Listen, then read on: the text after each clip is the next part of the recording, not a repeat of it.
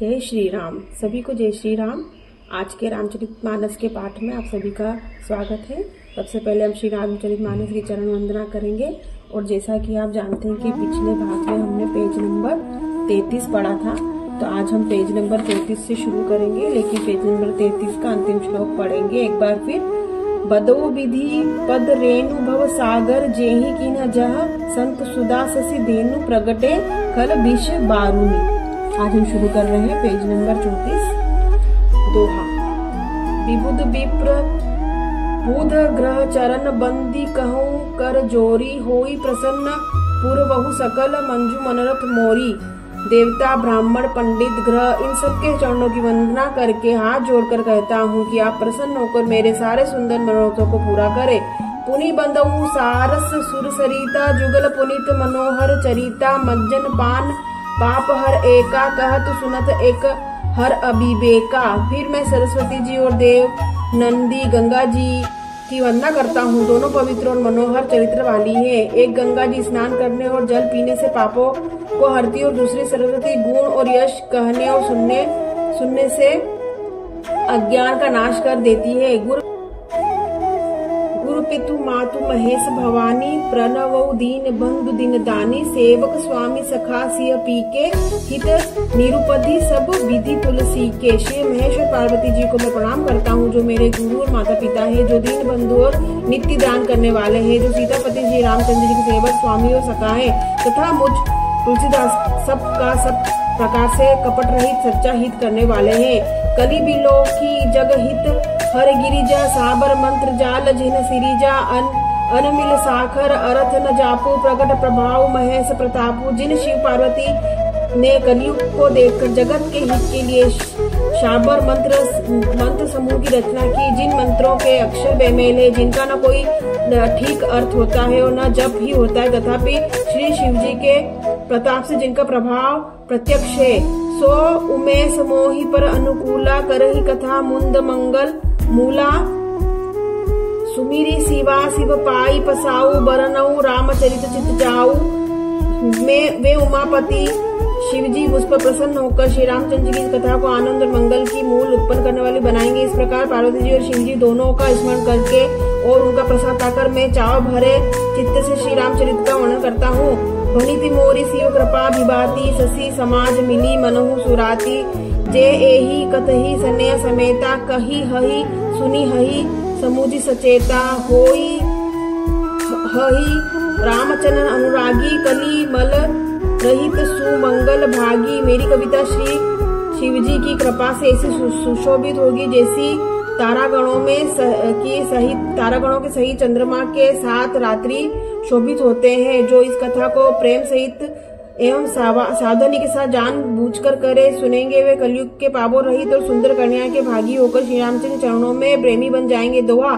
सपने साचे हु मोहि पर जऊ हर गौरी पसाऊ तो फुर हो जो कहेऊ सब भाषा भनीति प्रभाऊ।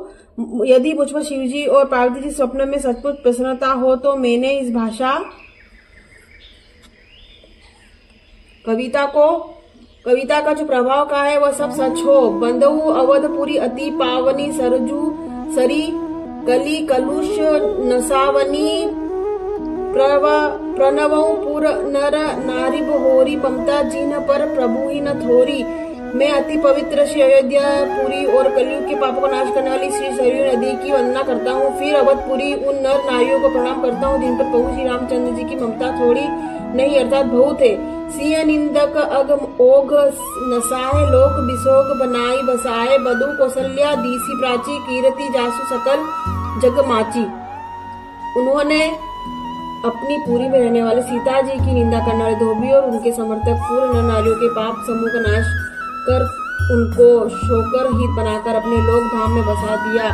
मैं कौशल्या रूपी पूर्व दिशा की वंदना करता हूँ जिनकी कीर्ति समस्त संसार में फैल रही है। प्रगटेऊ जह रघुपति शशि चारु विश्व सुखद खल कमल तुषारु। दशरथ राव सहित सब रानी सुकृत सुमंगल मूर्ति मानी, करनु प्रणाम कर्म मन बानी, करु कृपा सुख सेवक जानी, जिन्हि बिरची बड़ भयउ विधाता, महिमा अवधि राम पितु माता। जहाँ कौशल रूपी पूर्व दिशा से विश्व को सुख देने वाले और दुष्ट रूपी कमलों के लिए पाले के समान श्री रामचंद्र रूपी सुंदर चंद्रमा प्रकट हुए। सब रानियों सहित राजा दशरथ को पूर्ण और सुंदर कल्याणकारी मूर्ति बनाकर मैं मन वचन और कर्म से प्रणाम करता हूँ। अपने पुत्र का सेवक जानकर मुझ पर कृपा करे, जिनको रचकर ब्रह्मा जी ने बड़ाई पाई, तथा मैं श्री राम जी के चरणों और पिता होने के कारण महिमा की सीमा है।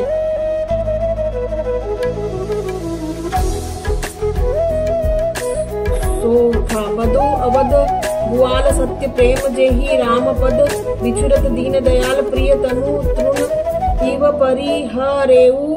मैं अवध के राजा श्री रामचंद्र जी की वंदना करता हूँ, जिनका श्री रामचंद्र के चरणों में सच्चा प्रेम था, जिन्होंने दीन दयालु प्रभु के बिछुड़ते ही अपने प्यार शरीर को मामूली तिनके की तरह त्याग दिया।